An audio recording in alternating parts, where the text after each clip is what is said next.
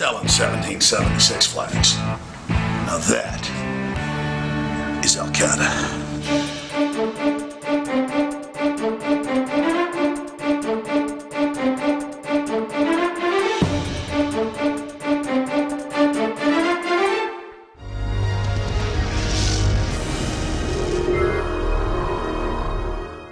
Hello and welcome to INFOWARS Nightly News with me, your host Paul Joseph Watson, on this Thursday, February 23rd edition.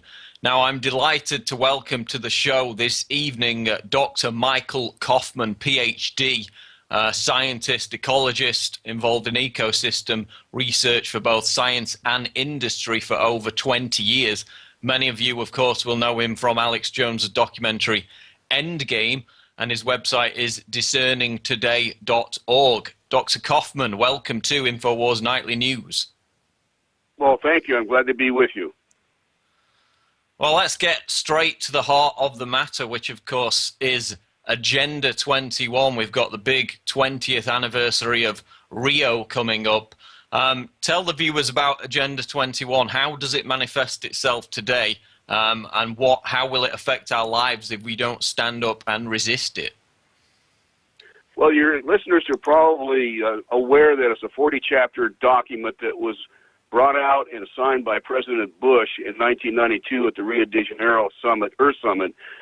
And basically, those 40 chapters cover everything that humanity does as it interacts with the environment in some form or another, plus some other things like women's rights and that type of thing. It really is a very comprehensive effort. It is soft law. It doesn't have any teeth or legal teeth to it, but they do have what is known as the Covenant on the Environment and Development in the wings. It's a treaty that will be a hard law. In other words, it will have penalties if you do not do it.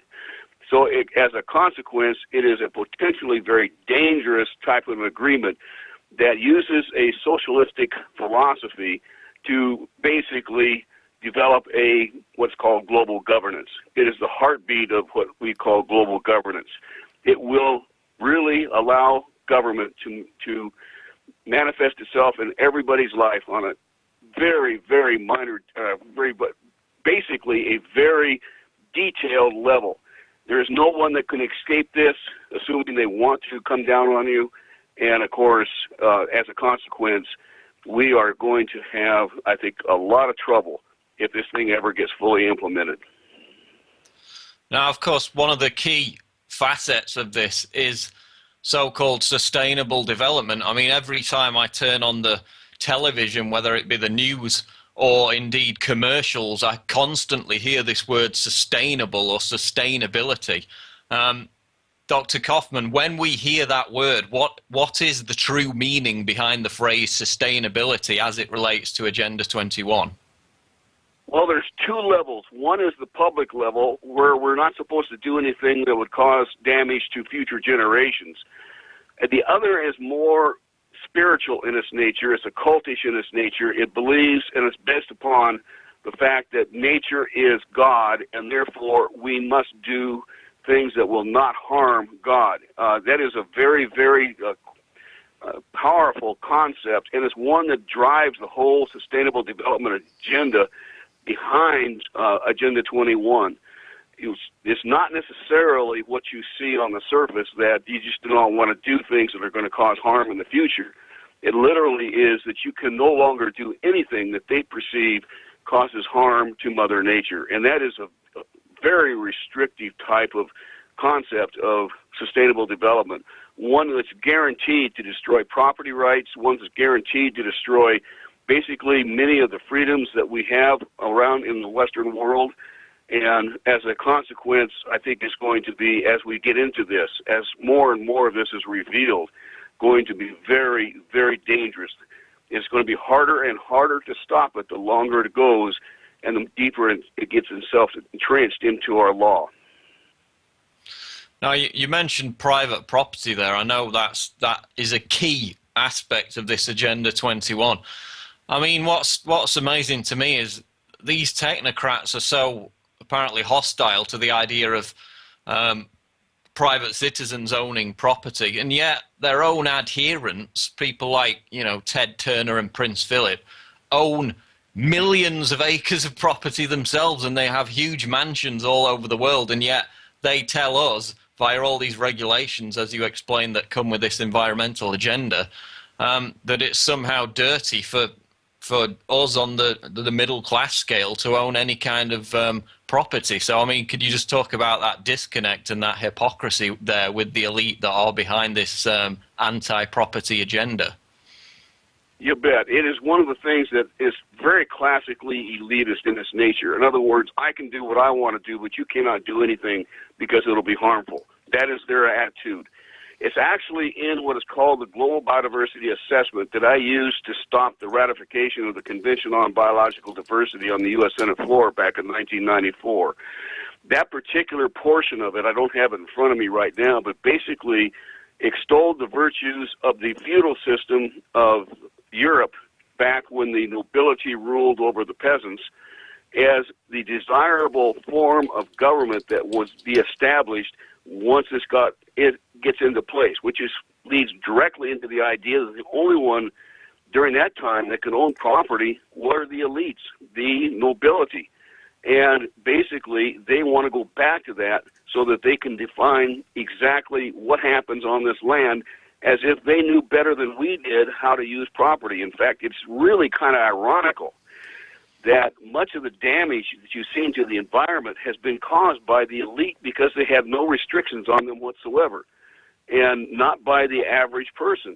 And it's only until the average person owns their own property, uses it to make a living, that it usually gets protected because they need to protect it in order to continue to make a living generation after generation.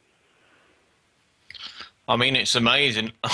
Prince Philip, also, of course, the front man of the World Wildlife Fund, and he's the guy, you know, back 20 years ago who was in Africa shooting tigers dead, and yet the charity people from the World Wildlife Fund still come knocking at your door begging for donations to save the tigers.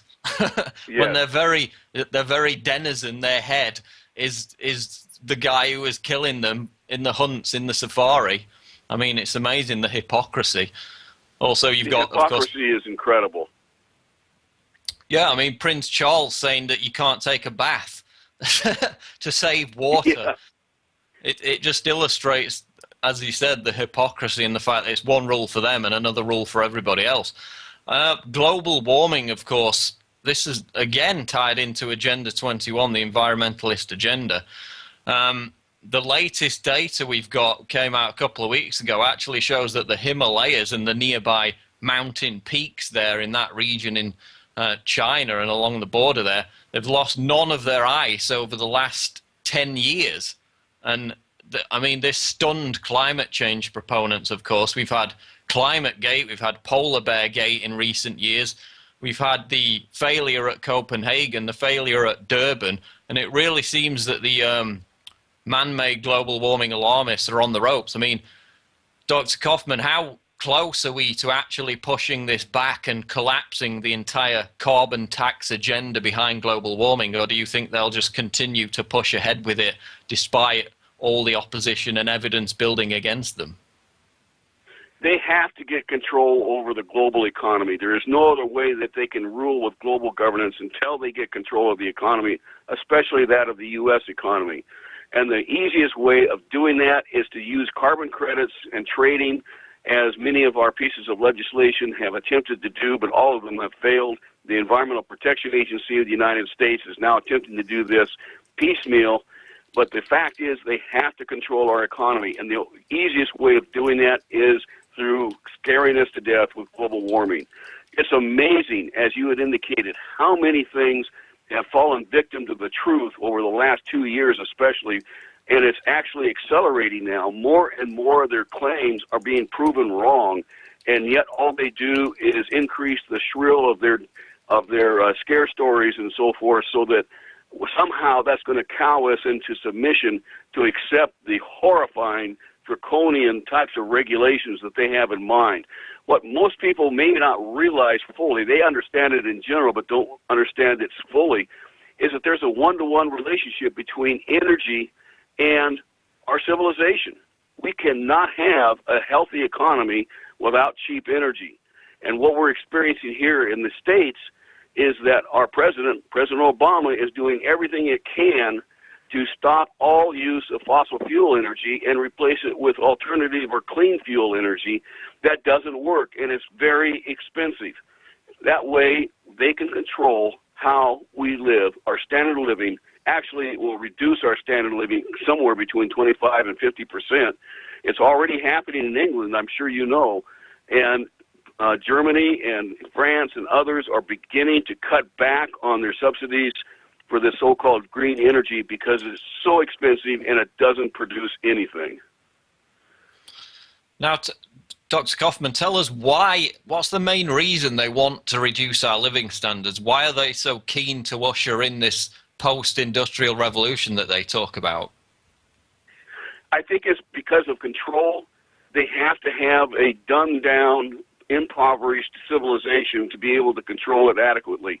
If we get a good education and we're prosperous, it really creates a nightmare for them to be able to control us. And as a consequence, that is a mechanism that they can use to not only get us more impoverished, but to dumb us down.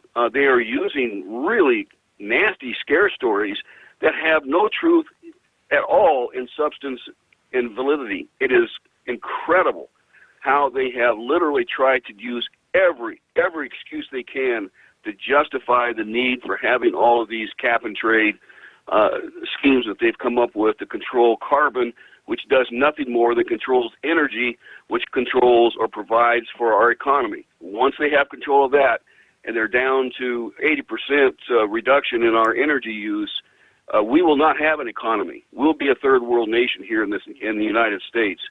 And unless they can develop some sort of incredible battery storage capability, green energy can never, ever replace fossil fuel energy for both the expense as well as the type and power of energy that's produced.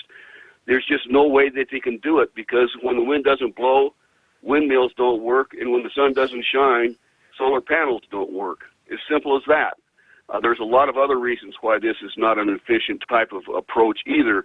But the fact is, our president here in this country and in Europe, now that they're starting to back off, but for a long time, we're pushing very heavily this alternative energy that just doesn't work.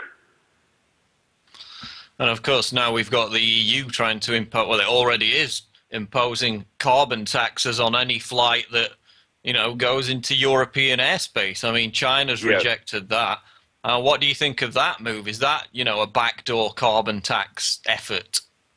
Oh, absolutely it is. I just don't think it's going to work. I think there's going to be, I think what's going to happen is it's going to hurt Europe more than it helps anything, and as a consequence, they're going to have to back off of that. But it is there now, so you have to deal with it, and it's just one more mechanism to try to basically put this cap on energy use into place.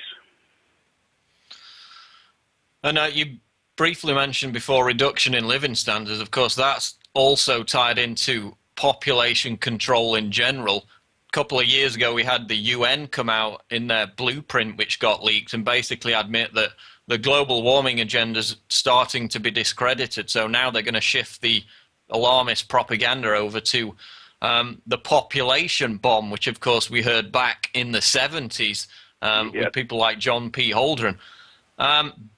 Do you see this big reduction of population that they're calling for, or is it more a case of, you know, they're going to push abortion and so-called fertility rights in the third world to keep the population down as it is? Because as we know, their own figures say that population will naturally level off around 2050, and yet still, even as the host population of countries in Europe, like Russia and Italy, for example, declines, they're still obsessively pushing this population control agenda. Can you explain why they're still insistent on that, despite the fact that, as we know from their own figures, the population will eventually level out by the middle of the century? Actually, I think it's going to happen sooner than that. It wasn't but about 10 years ago that they said it would reach its peak in 2010. It hasn't done that, obviously, but nonetheless, we are gradually slowing down. The fertility rate, as you just mentioned, in Europe is below 2.1, which is the replacement rate.